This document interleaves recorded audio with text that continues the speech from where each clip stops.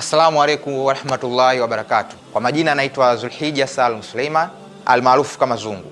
Je, unafahamu kuwa Qur'an tukufu ina ncha mbili? Ncha moja iko mikononi mwa Allah subhanahu wa ta'ala na ncha ya pili iko mikononi mwetu.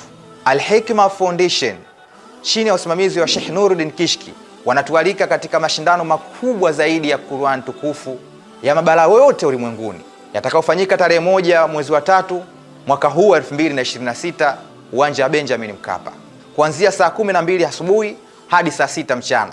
Inshallah mimi nitakuwepo. Wewe unakosaje? Na ni bure kabisa, hakuna kiingilio. Ncha kwa ncha, bega kwa bega, mkono kwa mkono, mguu kwa mguu hadi kwa Mkapa. Shika ncha yako na shika ncha yangu. Qur'an ni ncha kwa ncha, bega kwa bega, mkono kwa mkono, mguu kwa mguu hadi kwa Mkapa. Mashindano haya yapo chini ya udhamini mkuu wa benki ya PBZ Ikhlas.